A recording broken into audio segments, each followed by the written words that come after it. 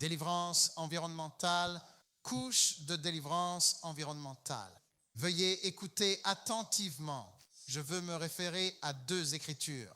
Dans Daniel chapitre 10. Daniel chapitre 10. Daniel avait prié et jeûné pendant 21 jours, mais rien ne semblait se produire. Puis quelque chose se produisit. À la fin de ce moment, un ange fut envoyé à Daniel. Voyons ce qui est arrivé. Voyons, étudiez profondément ce que cet ange essayait de transmettre. Lisez Daniel chapitre 10, à partir du verset 12. Puis il me dit, ne crains pas Daniel, car dès le premier jour où tu as mis ton cœur à comprendre et en t'humiliant devant ton Dieu, tes paroles ont été entendues et je suis venu à cause de tes paroles. 21 jours. Il est là depuis 21 jours, priant, jeûnant. Cet ange a dit, dès le premier jour où tu as commencé la prière, tes prières ont été entendues. Les réponses ont été envoyées. Verset 13. Écoutez attentivement. Mais le prince du royaume de Perse, m'a résisté pendant 21 jours. Le prince du royaume de Perse s'opposa à cet ange, empêchant l'ange d'apporter la réponse pendant 21 jours. Dieu merci, Daniel ne resta pas silencieux, se plaindre davantage. Après 10 jours, ils arrêteront le programme. L'ange retournera simplement. Mais voici, Michael, un des principaux princes, vint à mon aide. Et je restais là avec le roi de Perse. Quel est le principal message que nous pouvons en tirer? Chaque emplacement géographique, il a sa propre caractéristique. Pouvoir maléfique qui le contrôle. Chaque gouvernement de n'importe quelle nation a un autre gouvernement dans le royaume spirituel qui le contrôle. Chaque localité a ses propres démons caractéristiques qui la contrôlent. C'est pourquoi vous avez un démon contrôlant le peuple Yoruba. Vous avez un démon contrôlant les Igbo. Vous avez un démon contrôlant les Hausa. Vous avez un démon contrôlant Delta. Vous avez des démons spécifiques et leurs caractères sont différents. Si vous allez à l'étranger aussi, il y a une principauté contrôlant le Royaume-Uni, contrôlant l'Amérique. Ils sont partout. Alors, chaque localité a un pouvoir démoniaque à sa charge. Certaines personnes les appellent des pouvoirs territoriaux, mais c'est une toute autre chose. Ce n'est pas là où nous allons ce matin.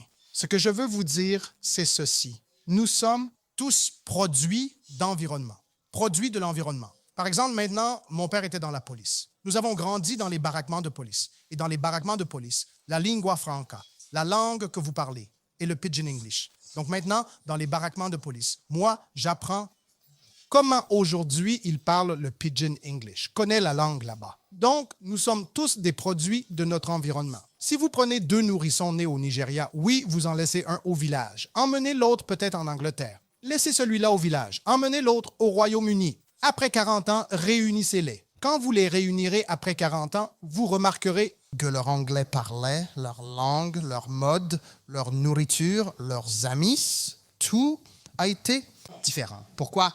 L'environnement. Donc, un lieu, un environnement où vous êtes peut vous gâcher. Un environnement où vous êtes peut vous arroser. Il y a certaines maisons, vous y entrez, vous en ressortez avec rien. Vous y apportez une voiture, vous en ressortez sans voiture. Vous apportez des témoignages, vous en ressortez avec rien. L'environnement. Il n'y aurait pas eu de livre d'Esther si elle avait été ailleurs. C'est cet environnement qui l'a arrosée. Écoutez maintenant. La femme que vous avez épousée, les écoles que vous avez fréquentées, les amis ou ennemis que vous vous faites sont tous liés à l'endroit où vous avez récité. L'environnement. Peut-être que cela explique maintenant pourquoi Dieu insiste parfois sur des lieux spécifiques. Dieu est partout, mais il ne fait pas tout partout. Dieu a appelé Abraham à sortir de son lieu, de l'environnement de la maison de son père, pour aller le bénir 7 fois ailleurs. Donc, si Abraham n'avait pas déménagé à Canaan, il ne pourrait pas être localisé par la destinée. Il y a donc un lien entre la destinée et votre emplacement, votre environnement. Il y a certains lieux qui sont dangereux pour la destinée. Quand vous dites, mais je dois quitter le Nigeria, je dois quitter le Niger, on vous a déplacé vers un environnement qui est totalement dangereux pour votre destinée. Il y a certains lieux, endroits ou environnements, ils sont plus enclins à l'interférence de la sorcellerie que d'autres. Il y a des endroits, quand vous vous y déplacez, vous venez de vous déplacer dans un mini Coven. Et tout le monde n'est pas assez fort pour ce genre de bataille. Aucun pasteur ne dormira avec vous dans votre lit à la maison. Aucun pasteur ne vous aidera à errer autour de leur propriété la nuit. C'est là où c'était comme ça par vous-même. Peu importe la quantité de fumier que vous mettez sur un sol en béton, ne pourra jamais devenir un jardin de première classe. Donc, il y a une relation de pouvoir. Le destin est seulement habiter dans le mauvais environnement peut enterrer votre destin. Tous les poissons sont des poissons, mais tous ne peuvent pas survivre dans la même eau. Le périophthalme, ce poisson que vous attrapez dans la boue périophthalme. Le périophthalme, si vous prenez ce poisson et le laissez tomber dans la mer, c'est son fin. Vous prenez un poisson de la mer profonde, le déposez dans la boue, c'est la fin. Tous les poissons dans la pièce à poissons, mais tous les poissons ne peuvent pas survivre dans la même eau. Il n'y a pas de point de prière qu'un singe puisse faire pour quitter l'arbre et vivre dans l'eau. Ainsi, les gens et les entreprises souffrent parfois des forces environnementales. Beaucoup d'entre eux, c'est la gestion. Il y a un endroit à Lagos maintenant, l'endroit où une grande entreprise commence et disparaît. Ça va disparaître. De grands noms y apparaîtront, disparaissent. On n'en entendra plus parler. Il y avait un immense supermarché là-bas avant. Tout le monde y allait par en bas. Vous n'entendez plus parler d'eux. Moi, je ne mentionnerai pas le nom de la zone eau pour que vous ne partiez pas de cet endroit. Dans Marc chapitre 8, regardez cet événement étrange. Quelqu'un est venu vers Jésus pour être guéri. Voyez cette chose étrange que Jésus a faite. Marc 8, 22. Et il vient à Bethsaïda, et ils amènent un homme aveugle vers lui et le prièrent de le toucher. Il prit l'aveugle par la main et le conduisit hors de la ville, l'emmena loin de cette Bethsaïde. Et quand il eut craché sur ses yeux et posa ses mains sur lui, il lui demanda s'il voyait quelque chose. Il leva les yeux et dit, « Je vois des hommes comme des arbres. » Jésus a dû lui donner un deuxième toucher. Après cela, il a posé ses mains à nouveau sur ses yeux, lui a fait lever les yeux et il a été rétabli et voyait. Chaque homme clairement, je veux prier une prière puissante maintenant pour ceux qui aiment leur destinée. Leur amen reconnaissant doit ébranler les portes de l'enfer. Je décréterai sur votre vie que dans tout domaine de votre vie où vous avez besoin d'un second toucher de Jésus, recevez-le au nom de Jésus. Plus fort, plus fort, plus fort.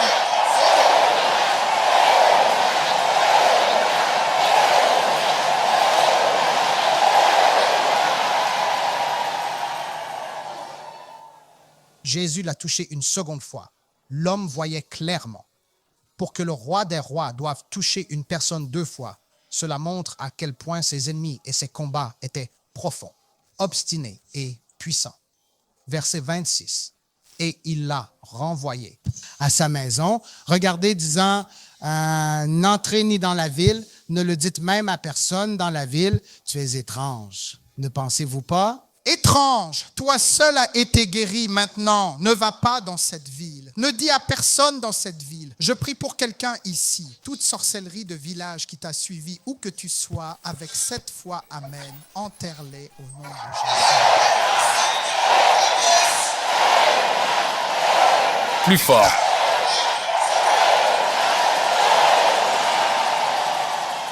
Histoire étrange. Pourquoi Jésus n'aurait-il pas guéri cet homme dans cette ville? Où y a-t-il des miracles qui ne peuvent être réalisés qu'à certains endroits? Ce sont des questions. Vous me comprenez, s'il vous plaît. Cela signifie-t-il qu'il y a des guerres de localisation qui résistent à l'intervention divine? La réponse est oui. C'est pourquoi Jésus l'a pris. Loin de cet environnement maléfique, je prie pour quelqu'un ici. Avec cette violent amen, je décrète que toute la sorcellerie de votre environnement doit cesser.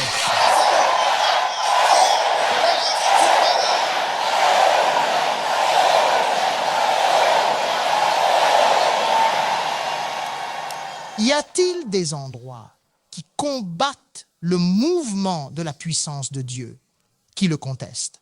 Jésus a dit à l'homme d'aller chez lui et l'a interdit de la ville.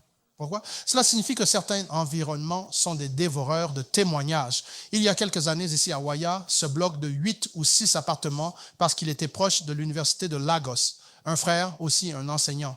D'autres enseignants ont pris des appartements là-bas. Et c'était ce frère qui vient à MFM, qui appela tous les autres professeurs et dit « Je pense que quelque chose ne va pas avec cette maison. » Voyez, nous avons tous amené des voitures. Les voitures sont garées une par une depuis qu'ils sont entrés dans cet endroit. Seul le propriétaire célèbre la cérémonie de baptême, ces soi-disant choses pour se réjouir. Une femme qui était locataire dans cette maison est tombée enceinte. Alors le frère a dit à ses collègues qu'il voulait partir. Eux, personne, superstition. Superstition, c'est ça. Ce sont les types d'histoires que vous entendez dans votre église, n'est-ce pas? Quoi qu'il en soit, le frère est parti. Dès qu'il est parti, il a commencé à prospérer. Quand ses professeurs ont vu que les choses changeaient pour lui, l'un d'eux a commencé à venir aussi. Il m'a entendu prêcher sur des choses comme ça, problèmes environnementaux.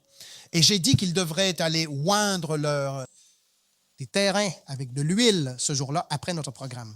Il a pris le puits vers le terrain. Quelque chose lui disait qu'il y a un puits dans ce terrain et de consacrer d'abord le puits. Il a dit, d'accord, mettez de l'huile d'onction dans le puits. Tout à coup, il a vu quelque chose nager. Maintenant, mettez un seau et essayez de tout pêcher. Il a été surpris d'entendre la chose frappait le seau en fer jusqu'à ce qu'il en sorte une tortue vivante avec quelque chose comme des phylactères attachés autour de la tortue. Et sur les côtés, il y avait une inscription contenant les noms de tous les locataires. Le conférencier était effrayé. C'est alors qu'il est parti. Il y a des environnements qui résistent. L'intervention divine qui lutte contre les témoignages, lutte contre le miracle. La seule issue quand vous êtes dans ce genre d'environnement est soit de déménager, soit de vous battre. Jésus a interdit à l'homme de la ville. Il a été interdit de retourner dans la ville après avoir été guéri. Il a été envoyé dans un autre endroit, envoyé chez lui. Ensuite, il l'a encore conseillé de ne pas témoigner dans cette ville démoniaque. Il lui était interdit de se connecter avec quelqu'un dans cette ville. Alors, y avait-il un lien entre le problème et cet endroit? Y retourner aurait-il pu lui causer une cécité fraîche? Ce passage est très profond. Si ce Bethsaïde était une zone interdite, c'est intéressant que Jésus lui-même, que faisait-il là-bas? Que faisait-il? Ou était-ce la cécité, une affliction environnementale? Certains problèmes sont-ils physiques ou spirituels, liés à certains environnements? La réponse est oui, d'après ces deux passages que nous avons lus. Maintenant, pouvez-vous lever votre main droite? Pouvez-vous crier cela de toutes vos forces, s'il vous plaît? Je vous en supplie. Oh, que ces anges qui sont ici aujourd'hui, ils vous aiment. Dites gloire qu'il est ça. Tueur de destin.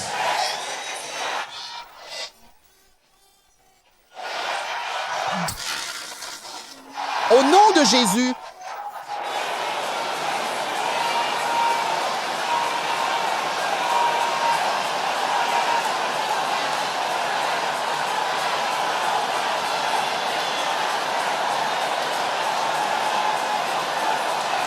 quelqu'un est en train de percer avec cette prière en ce moment.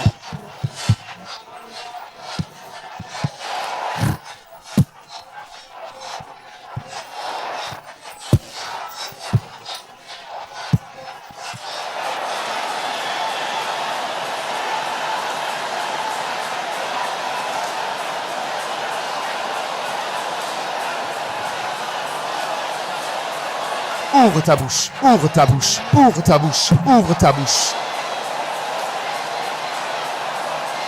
au nom de Jésus, nous prions. Nous devons prier encore. Il y a 3 hommes pour lesquels vous devez prier cela très F1 pendant que nous parlons. La maison de votre famille, là où vous êtes né, est devenue un cimetière de destin. Mais avec cette prochaine prière, vous en serez délivrés. Peux-tu crier ceci fort et clairement? Tueur de gloire. Tueur de destin. Dans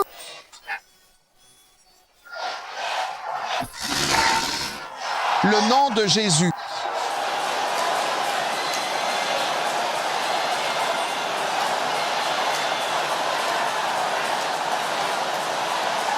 Ne négociez pas. Amen. Ce n'est pas un jour pour négocier.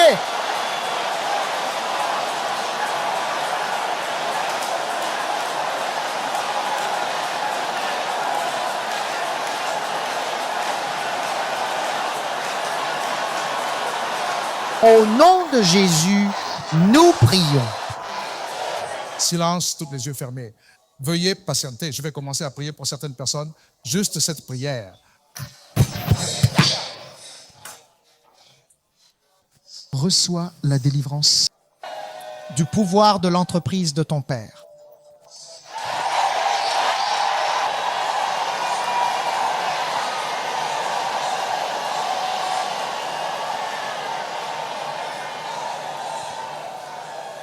Quelque chose.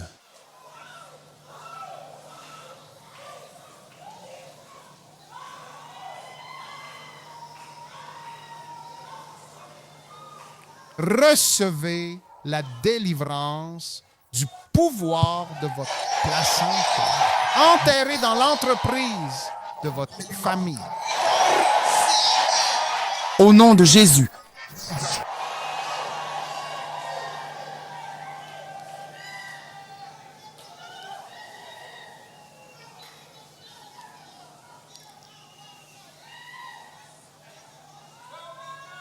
Oui, Dieu merci, vous êtes ici aujourd'hui. Sois libéré, sois libéré, libéré, libéré, libéré, libéré, libéré par la puissance de Jésus.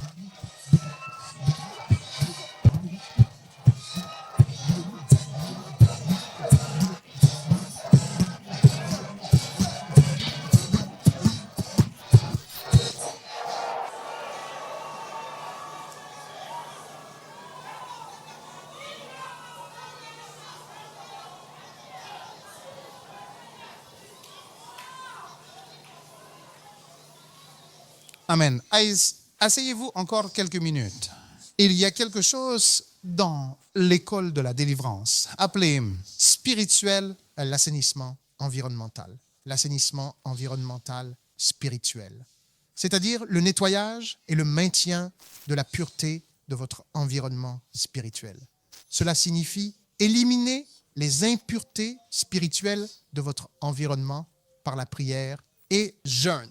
Puisque la plupart des gens ne peuvent pas construire leur propre maison maintenant, nous vivons dans une maison. Je ne suis même pas sûr de ce qu'ils ont enterré à la fondation de cette maison. Il est important que vous appreniez comment le faire. La salubrité environnementale, c'est nettoyer votre environnement des influences spirituelles négatives. Et je veux que vous compreniez cela très bien. Un jour, ma femme et moi étions À Londres, nous devions entrer dans une maison, peut-être le numéro 70 ou 71. Alors nous attendions que quelqu'un nous rejoigne. Nous n'étions pas à la porte de l'endroit où nous devions entrer. Nous étions à la porte, nous étions devant une autre maison. Une vieille femme blanche a traversé la route vers notre côté, a dit « Chérie, bonjour ». J'ai dit bah, « Bonjour, madame ». Elle a dit « J'espère que vous n'essayez pas d'acheter cette maison ». Nous avons dit non. Elle a dit « Parce que les 3 derniers propriétaires sont morts d'une crise cardiaque ».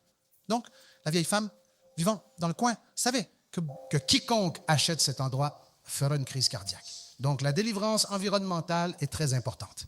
Vous voulez vendre vos marchandises au marché avec un grand profit dans votre entreprise. C'est quelque chose que vous devez apprendre à faire. Tant de fois, ce n'est pas une mauvaise gestion, ce n'est pas l'économie, c'est l'environnement qui affecte cette entreprise. Si vous devez créer un stand sur le marché, vous devez tracer le sang de Jésus autour de vous et de ce que vous vendez. Car dans ce marché, en fait, la plupart des marchés sont des coven.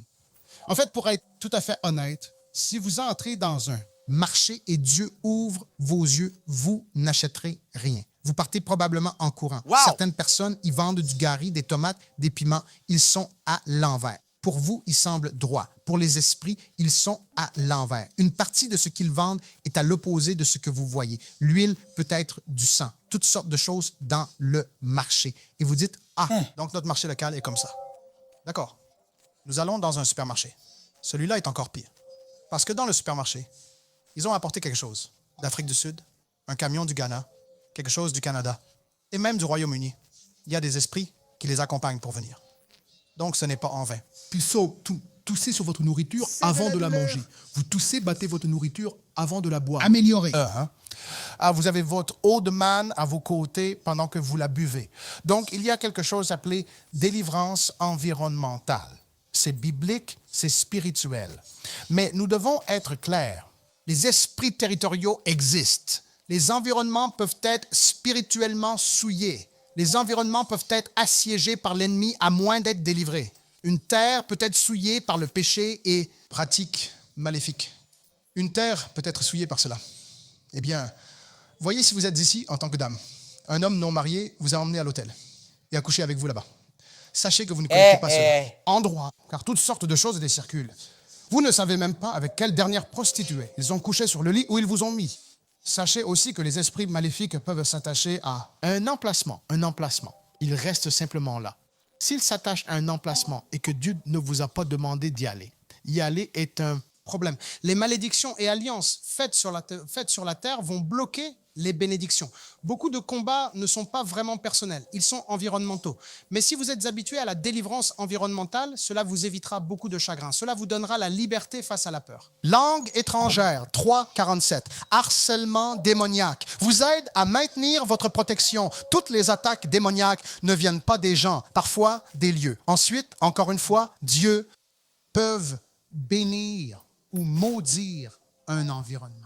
Si vous êtes dans un environnement que Dieu a maudit, c'est vraiment un problème sérieux. Par exemple, allez voir toutes ces villes où des esclaves, les ports d'esclaves, où les esclaves étaient emmenés à l'étranger. Ces endroits sont toujours arriérés. Ces endroits sont toujours arriérés à cause des malédictions lancées par les esclaves qui étaient enlevés de force de leur terre. Chaque environnement a une mémoire spirituelle, mais la beauté est que les prières peuvent purifier et récupérer l'environnement. L'environnement peut être libéré de la servitude. Donc, la délivrance personnelle doit toujours inclure la justice environnementale. Partout où il y a des idoles, l'idolâtrie apporte une aura démoniaque dans un lieu. Donc, vous et moi, nous sommes censés être des agents de délivrance environnementale. Lorsque nous effectuons la délivrance environnementale, cela conduit à des bénédictions environnementales. Démons, s'il y a des démons dans un environnement, cela peut être très oppressant. Certaines personnes, quand elles sont dans leur bureau, quand elles somnolent, elles dorment profondément, mais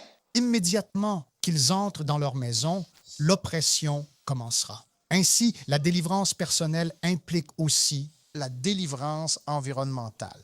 Vous devez apprendre à prendre autorité sur votre environnement. Vous devez apprendre à oindre votre environnement. Vous devez apprendre à prier le sang de Jésus autour de votre environnement. Vous devez tracer un cercle autour de votre lieu de naissance et décréter que tout oiseau de sorcellerie volant dans cet environnement, c'est hors de mon espace mental. Nous continuons la prochaine fois. Inclinez la tête, crâne, yeux fermés. Pendant que vous priez cette première prière, beaucoup de miracles étranges sont sur le point de se produire. Alors, priez cette prière. Si vous êtes dans cette réunion et que vous ressentez un objet semblable à une pierre dans votre ventre, venez rapidement vers cet autel et posez vos mains sur ce ventre, sur le ventre, pendant que vous priez cette première prière. Ce n'est pas un matin pour négocier. Ce n'est pas un matin pour plaisanter. C'est un matin pour frapper quand le fer est chaud. L'aveugle Bartimée n'a pas dit ses prières. Il a crié ses prières. Oui, c'est clairement une prière à crier. Sœur, êtes-vous ici ce matin? Sœur, pouvez-vous ouvrir la bouche avec votre voix la plus forte et dire « Cachez ma beauté. Puis-je entendre les sœurs crier cela? » Prière. Frère, pouvez-vous faire rugir votre voix comme le tonnerre? Prière. Frère, votre voix n'est pas assez forte dans vos prières. Tout le monde ensemble. Prière. Priez pour, au nom de Jésus.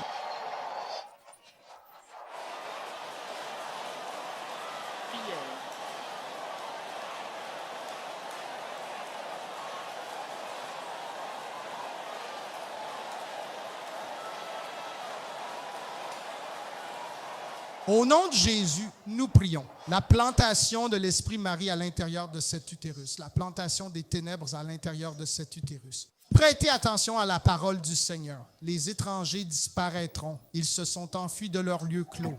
Sortez de cet utérus maintenant. Au nom de Jésus, prière. Pour Jésus. Dites, combat chaque nuit. Nom de Dieu contre moi. Quelqu'un doit se fâcher avec cette prière. Puis-je vous entendre le crier à nouveau? Prière. Dispersez-vous au nom de Jésus. Prière. Au nom de Jésus, nous prions.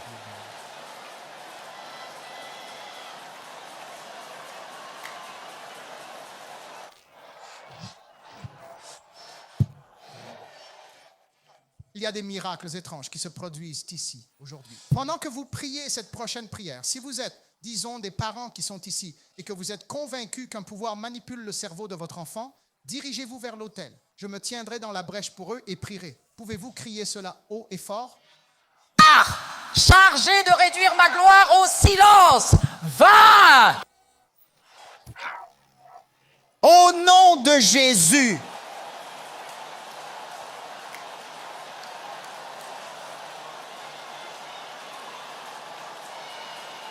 Ah!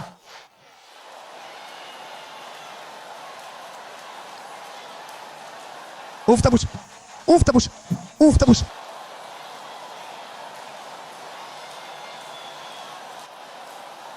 Merci Jésus. Merci Jésus. Merci Jésus. Au nom de Jésus, nous prions. Des date attaquant de témoignage. Vous êtes perdus? Mourir au nom de Jésus.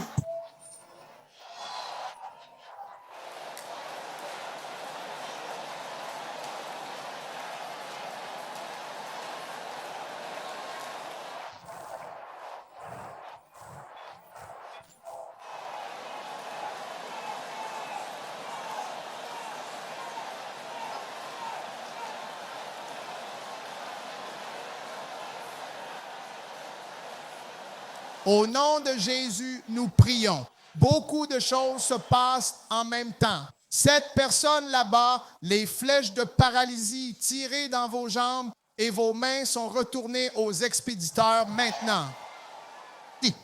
Groupe de destructeurs entourant ma vie. Est-ce que je t'entends le dire? Dis-le avec colère.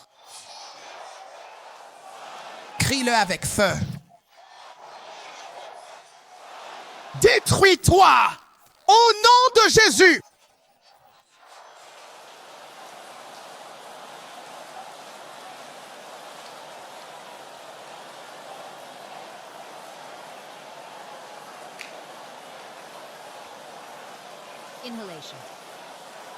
Ne négocie pas.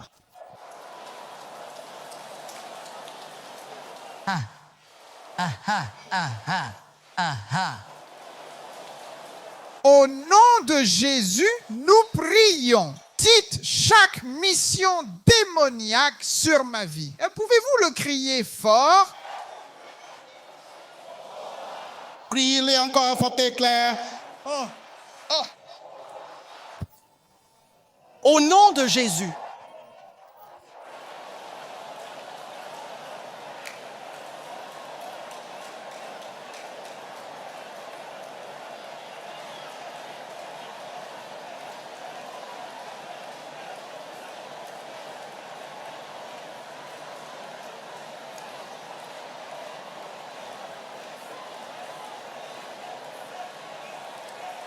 Merci, Jésus.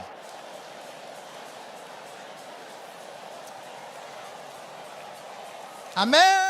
Maintenant, avec les applaudissements les plus forts que vous puissiez faire. Amen. Je veux que vous applaudissiez plus fort. Amen. Alors, comment applaudir et chanter cette chanson 7 fois? Assurez-vous qu'il soit 7 en nombre. Mais le bruit le plus important, c'est l'applaudissement. Applaudissez vigoureusement. Applaudissez vigoureusement. Laissez-moi vous entendre dire, battez des mains, vous tous, peuple. Transforme-moi en feu. Transforme-moi en feu. Transforme-moi en feu. Au nom de Jésus. Transforme-moi en feu. Transforme-moi en feu, ô Seigneur. Transforme-moi en feu. Transforme-moi en feu. Transforme-moi en feu, ô Seigneur. Très bien. Transforme-moi en feu. Transforme-moi en feu. Transforme-moi en feu. Très bien. Très bon.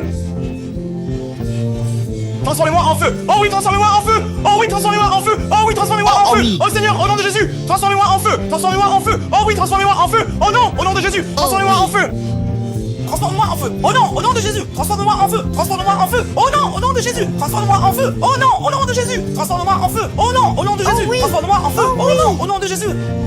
Transforme-moi en feu. Oh non, au nom de Jésus. Oui. Transforme-moi en feu. Oh non, au nom de Jésus. Transforme-moi en feu. Ah. Le feu, le feu, le feu, le feu, le feu, le feu. Oui, le feu.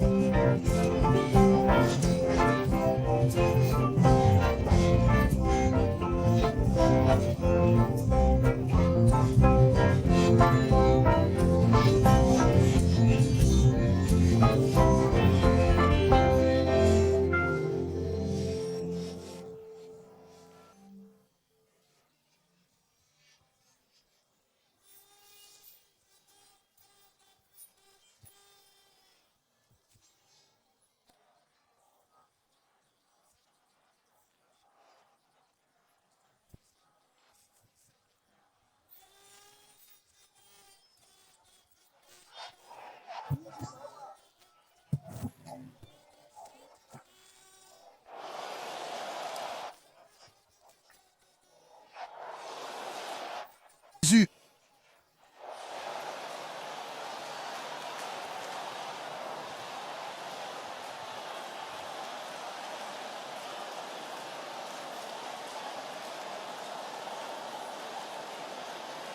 Ça se passe. Ça se passe. Recevons le feu, le feu, le feu, le feu, le feu, le feu, le feu, le feu, le feu, le feu, le feu, le feu, le feu, le feu, le feu, le feu, le feu, le feu. Amen.